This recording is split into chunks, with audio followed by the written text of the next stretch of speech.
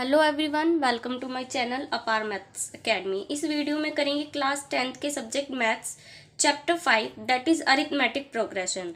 Arithmetic progression की ये introduction video होगी जिसमें आप एपी से रिलेटेड यानी अरिथमेटिक प्रोग्रेशन जो कि चैप्टर 5 है इससे रिलेटेड पूरा कॉन्सेप्ट आप क्लियर कर पाएंगे। सभी फॉर्मूलाज आप इस वीडियो में अच्छे से समझ पाएंगे। और अगर आप ये वीडियो पूरी देखते हैं तो आप चैप्टर 5 की बाकी एक्सरसाइजेस बहुत इजीली कर लेंगे। तो शुरू करते हैं आज की class that is chapter 5 introduction arithmetic progression, जिसे हम एपी भी कहते हैं। और तो एपी होता क्या है? एपी है it is a sequence of numbers का sequence so that the difference is constant. वो नंबर्स जिनका डिफरेंस कांस्टेंट रहे, यानी कि कांस्टेंट मतलब सेम रहना चाहिए कि जब आप एक से दूसरे नंबर पे जा रहे हैं, दूसरे से तीसरे नंबर पे जा रहे हैं, तो नंबर्स के बीच में जो डिफरेंस है वो सेम होना चाहिए, कांस्टेंट होना चाहिए। वो ही आपकी एपी होती है। अब यहाँ पे एक बात निकल के आती है कि सीक्वेंस क्या होता है? सीक्वेंस होता है friends pattern of definite order. अब हमारे पास है टाइप ऑफ एपीज, यानी कि एग्जाम्पल्स बोलेंगे इन्हें हम। एग्जाम्पल्स ऑफ एपी, पहला एग्जाम्पल है 1 2 3 4, लास्ट है 100। अब हम देखेंगे एपी की क्या पहचान होती है कि ये एपी है। पहली बात सीक्वेंस ऑफ नंबर, सेकंड चीज होनी चाहिए डिफरेंस जो होना चाहिए वो कांस्टेंट रहना चाहिए। अब आप देखेंगे जब 1 से 2 पर जा रहे हैं तो 1 का डिफरेंस है, 2 से 3 पे जा रहे हैं 1 का डिफरेंस, 3 से 4 पे जा रहे हैं तब भी 1 का डिफरेंस है। और यहाँ पे हमें लास्ट टर्म दे रखे कि 100 तक है। अब सेकंड एग्जाम्पल देखेंगे। सेकंड में जब हम 10 से 7 पे जा रहे हैं तो 3 का डिफरेंस है, 7 से 4 पे जा रहे हैं तो 3 का डिफरेंस है, और जब 4 से भी 1 पे जा रहे हैं तो 3 का डिफरेंस है। इट मीन्स ये एपी है। अब नेक्स्ट आप बताएंगे जब हम 4 से 4 पे, अगेन 4 से 4 फिर 4 है, तो क्या ये एपी है? यस, ये एपी है क्योंकि डिफरेंस तो दोनों के बीच में 0 है। यहाँ भी 0, यहाँ भी 0 और यहाँ भी 0 है। अब नेक्स्ट देखेंगे जो कि नेक्स्ट टाइप्स ऑफ एपी क्या होता है। टाइप्स ऑफ एपी, पहला एपी होती है, पहले टाइप की एपी होती है finite AP which has limited terms होती है, यानी कि हमें पता होता है कि जो इसके नंबर्स है या फिर जो इसकी टर्म्स है इसका एंड कहाँ पे है, मतलब कि जिसका नंबर हमें पता है कि ये यहाँ पे एंड होने वाली है, तो वो क्या होती है? फाइनेट एपी होती है, यानी कि which has limited terms that is called finite AP. अब नेक्स्ट है इनफाइनेट एपी। क्या होती है? इनफाइनेट एपी होती है अनलिमिटेड टर्म्स विच इज मतलब जिसमें कि अनलिमिटेड टर्म्स है, आपको नहीं पता इसका एंड कहाँ पर होगा और वो चलते जा रही है, तो वो होती है हमारी अनलिमिटेड टर्म्स। अब हम एग्जाम्पल्स के थ्रू समझेंगे फाइनेट एपी और इनफाइनेट एपी कौन सी होती है। जैसे कि हमने यहाँ पे देखा फर्स्ट एग्जाम्पल 1 2 3 4, जिसका हमें पता है एंड पता है कि 100 पे ही एंड हो रही है, तो ये हमारी क्या हो गई? Finite AP which has limited terms. इसकी लिमिटेड टर्म है ये, तो ये क्या हो गई? हमारी फाइनेट एपी। अब यहाँ पे ये चलती जा रही, इसका एंड ही नहीं पता हमें, अनलिमिटेड टर्म्स है इसमें, तो ये दोनों हमारी क्या हो जाएगी? Infinite AP. आप पूरी वीडियो ध्यान से देखिए, आपको सारा कॉन्सेप्ट क्लियर हो जाएगा 5th चैप्टर का और आप आसानी से एक्सरसाइजेस कर पाएंगे। नेक्स्ट देखते हैं जनरल फॉर्म ऑफ एपी क्या होता है। जनरल फॉर्म ऑफ एपी मतलब उसमें जो टर्म्स इंक्लूड होती है, जैसे कि यहाँ पे फर्स्ट है ए, इसे हम बोलते हैं फर्स्ट टर्म।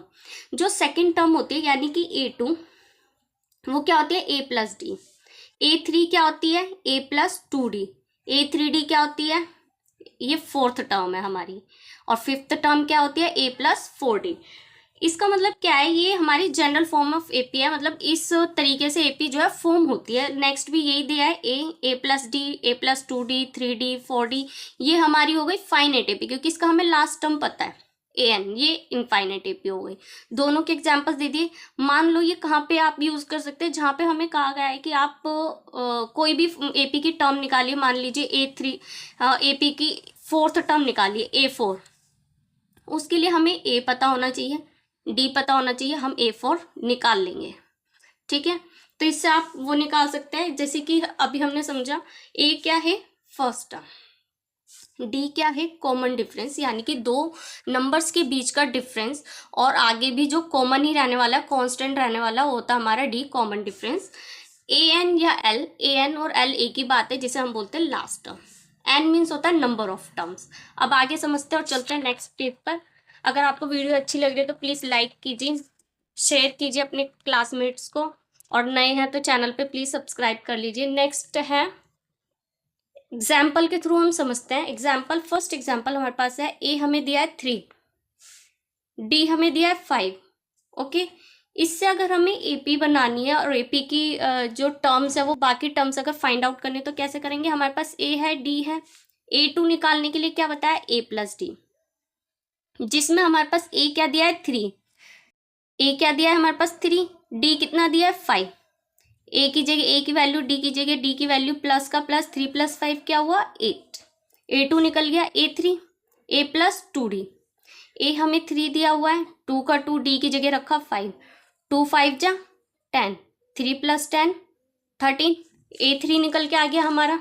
अब हम देखते हैं A4, a plus 3D, a plus 3D यानी ए की जगह ए की वैल्यू 3 रखा, डी है हमारा 5, तो ये क्या हो गया 3 5 जा 15, 15 + 3 कितना हुआ हमारा 18 हो गया। ठीक है, हमारे पास ए था 3 हो गया, A2 निकला 8, A3 निकला 13, A4 निकला 18। बन गई एपी। अगर आपको आगे भी बढ़ानी है आप बढ़ा सकते हैं, डिफरेंस हमें पता है 5 का है, 5 प्लस कीजिए 23 और 5 प्लस कीजिए 28। जितनी भी टर्म्स आपको निकालनी है आप ऐसे इस फॉर्मूले से निकाल सकते हैं। नेक्स्ट एग्जाम्पल के थ्रू हम नेक्स्ट क्वेश्चन समझते हैं। जैसे कि एग्जाम्पल 2 यहाँ पे एपी हमें दिया हुआ है। अब हमें इससे क्या क्वेश्चन हो सकता है, क्या एपी सही है ये, तो हम उसे चेक करेंगे। इसके लिए फर्स्ट क्या है, ए हमें 5 दिया है, A1, A2 हमें 10 है, A3 15 है। इससे हम डिफरेंस निकाल लेंगे। सही एपी होने के लिए क्या होना चाहिए कि डिफरेंस जो है वो कांस्टेंट रहना चाहिए नंबर्स के बीच में। ओके, तो डी निकाला, इस वाली टर्म में से प्रीवियस टर्म माइनस कर देता है, बाद वाली टर्म में से पहले वाली टर्म को माइनस कर देता है। A2 minus A1, A2 minus A1 क्या हुआ 10 माइनस 5, 5 आ गया। A3 माइनस A2 15 माइनस 10, 5 आ गया। दोनों जगह 5 5 है, आगे भी आप कंटिन्यू कर सकते हो तो आपको दिख जाएगा कि यहाँ भी 5 है, यहाँ भी 5 का डिफरेंस है, इसमें भी 5 का डिफरेंस है। इट मीन्स ये एपी सही है। ओके, अब नेक्स्ट एग्जाम्पल देखते हैं, एग्जाम्पल 3। एग्जाम्पल 3 है हमारे पास, find the number of terms, find the last term, यानी नंबर ऑफ टर्म्स निकालनी है और लास्ट टर्म निकालनी है।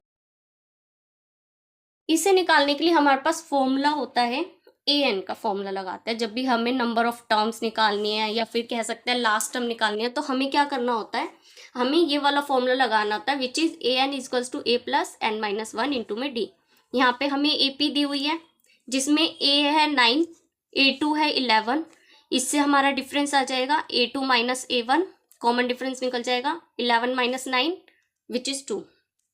ओके, तो एन डी पता चल गया। अब हमारा एन कितना दिया है, हमें यहाँ पे लास्ट टर्म दी हुई है, लास्ट टर्म यानी कि 15। टोटल नंबर ऑफ टर्म्स कितनी है हमारे पास 15 है। अब ये 15th नंबर पे क्या टर्म है वो हमें निकालनी है, यानी हमें ए एन पूरा निकालना है।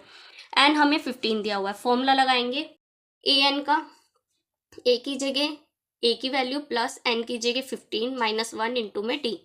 9 + 15 - 1 कितना हुआ 14, जिनके बीच में कोई साइन नहीं होता, इंटू का साइन होता है 2। अब 9 + 14 2 जा 28, 9 और 28 को प्लस करेंगे 37 आ जाएगा। ए 15 यानी हमारा जो 15th टर्म हमारी क्या निकली 37 निकली। अब नेक्स्ट एग्जाम्पल देखते हैं, जो कि आपको एक्सरसाइज में इस तरह के क्वेश्चन देखने को मिलेंगे।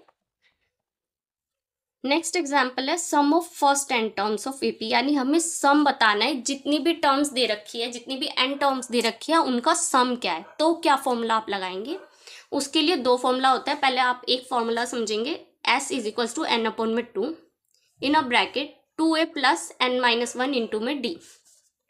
ओके, n हमारा 15 था, a हमारा 9 था और d 2, और n आपको पता है ये 15 बताया, n/2 यानी 15/2, 2a, 2a की जगह 9 की a की जगह a की वैल्यू 9 प्लस n की जगह n की वैल्यू -1 इंटू में d। ओके, 15/2 इन दोनों को मल्टीप्लाई करेंगे 18 आ जाएगा, 15 में से 1 गया 14, और 14 और 2 को मल्टीप्लाई करेंगे 28 हो गया। s = हो गया 15/2। अब इन दोनों को प्लस करके 46 आया, 2 और 46 को काटेंगे तो 2 × 2 = 4, 2 × 3 = 6, 15 इंटू 23 क्या हुआ, 15 इंटू 23 मल्टीप्लाई किया दोनों को, s इज इक्वल्स टू 345 आ गया। अगर इसी को हम एक और फॉर्मूले से निकाल सकते हैं, बट उसमें हमें क्या चाहिए होगा, हमें पता होना चाहिए कि हमें l कितना है, या फिर इसे हम a n भी बोलते हैं। l कितना है हमने पीछे निकाला था, l 37 निकाला था। देखिए a n 37 निकाला था, a n को l भी कहते हैं, ठीक है। तो हमारे पास a n है, तो हम ये वाला फॉर्मूला लगा सकते हैं सम ऑफ n टर्म्स निकालने के लिए।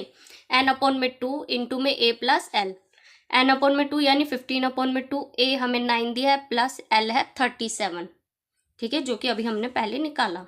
अगर हमें क्वेश्चन में गिवन है तो हम यही फॉर्मूला लगाएंगे, शॉर्ट में है और अच्छे से हो जाएगा। 15 अपॉन में 2, 9 प्लस 37 कितना हुआ, 46।